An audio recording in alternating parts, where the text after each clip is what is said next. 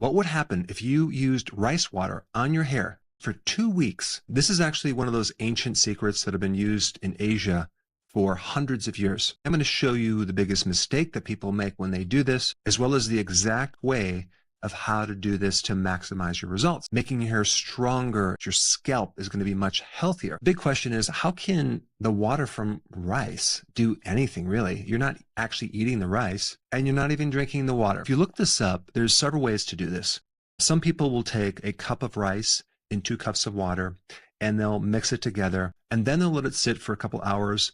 They'll strain off the rice and then use that rice water on their hair. That's really not going to do anything. There's a way to make this rice water that you can turn that into a probiotic. What's interesting is you're not actually adding any microbes at all. The microbes are already on the rice. The microbes are actually in the air. And so what you're going to do is you're going to create this probiotic liquid, which is going to be made over a period of time of 48 hours, where these microbes are going to eat the starch from the rice and they're going to reproduce at a massive level. And you're going to use that probiotic with all the additional byproducts that are created on your hair and your scalp. A lot of great things occur from fermentation. Of course, you have yogurt, kefir, cheese. All these wonderful things occur when you ferment them. Let's first talk about what is in this rice water that's so good for your hair and your scalp. Rice normally has a lot of B vitamins, and B vitamins are essential for the hair. There's amino acids in this solution as well. One of the interesting byproducts of fermentation is called Pitera. A lot of people use Pitera on their skin. Pitera is the antidote to dull hair because it's going to make your hair look really bright, shiny, healthy. If you had dandruff, for example, or itchiness, or some type of imbalance in the microbiome on your surface of your skin, that's going to be greatly improved. As soon as you start sterilizing it or putting shampoos that actually kill the microbiome in your scalp, then you get an overgrowth of unfriendly yeast. And that's why it takes a friendly yeast to help put that back in check. And there's another really important thing in this liquid, and it's called lactic acid that comes from lactic acid bacteria. And I know people are like, oh, the body should be alkaline and anything that's acidic is unhealthy. No, not when we're dealing with hair in your skin. We need your skin and hair to be on the acid side. And lactic acid is an acid that will help the skin and hair and decrease that dullness and frizzy hair that you may have. And there's other nutrients in this liquid too, like magnesium and selenium, for example. This liquid also increases something called nitric oxide, which can actually help bring oxygen to the root of the hair. Overall, it can do a lot for your hair, your scalp, and your skin if you want to put it on your skin as well. Let me now show you how to make it. So simply add 2 cups of that rice in a bowl, add 4 cups of water.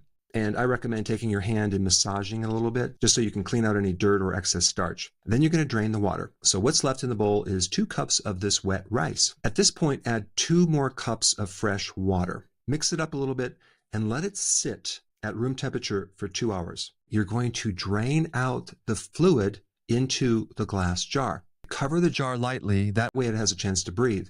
And what's happening is the yeast and bacteria from the air and on the rice is starting to eat some of that carbohydrate in that rice water. And they're eating it and they're giving all these amazing byproducts, vitamins, minerals, antioxidants. When you're fermenting a solution, you can ferment it for 24 hours and still get some benefit. You'll have a lot of the bacteria that's growing in there. And then in the second 24 hours, you're going to have more of the benefits from the yeast and their byproducts, which are really going to help your scalp and your skin, as well as the hair. But here's the thing. You could continue to ferment this for much longer.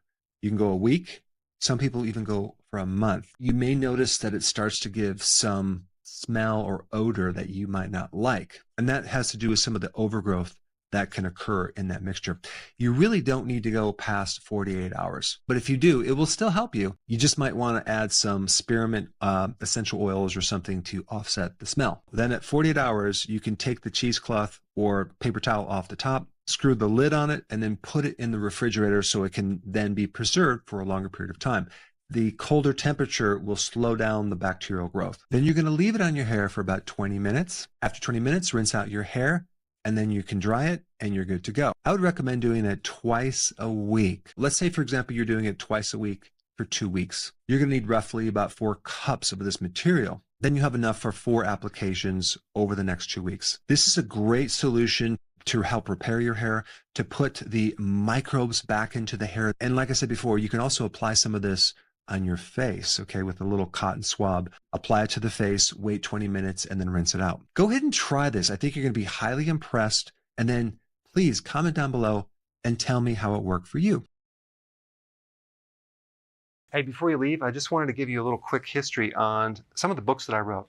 This was one of the first books. It's called Dr. Berg Body Shapes. It was my attempt at writing about body types. What was very interesting about this book is I actually did all the images myself. Don't ask me why. They look actually not quite as professional as some of the images that I have in the new book. But anyway, this is my first attempt right here called Dr. Berg's Body Shape Diets. And then I wrote a book more extensive called The 7 Principles of Fat Burning. I don't even have a copy anymore, actually, because it's outdated. The next book, I put about 1,000 hours into this one right here called The New Body Type Guide. Major updates on the body types. I put a lot of energy into this. It has professional images, graphics, all sorts of things.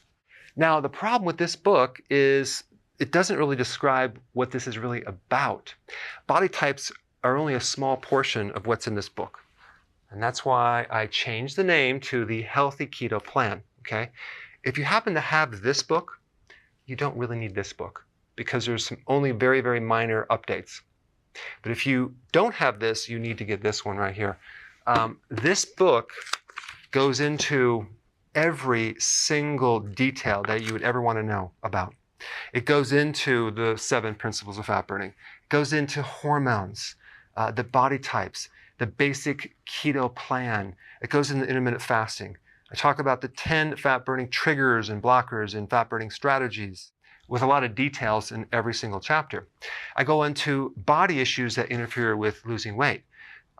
There's very few people that just have a weight problem. They have a lot of body issues, whether it's sleeping problems, stress problems, inflammation, menopause. I cover that extensively in this book. Then I talk about how to get rid of stress, and I show you a technique. Then I get into exercising. And then I have a lot of really good recipes in this book as well. So this is a good reference guide. On my website, if you get this book, you get this one free. It's called Healthy Keto and Intermittent Fasting. This is the shortcut, quick guide to this book. And the reason I created this book is to have you, within 45 minutes, learn how to do keto, okay, in intermittent fasting, exactly what you need to do. Then you can fill in the blanks with this book right here. So right now I'm doing a special. If you get this book, you get this one totally free, or you can go to Amazon and get these individually. So I just want to clarify the difference between this book and this updated one right here. If you don't have this, you need to get this right here. That way you can get the exact correct information to do it healthily.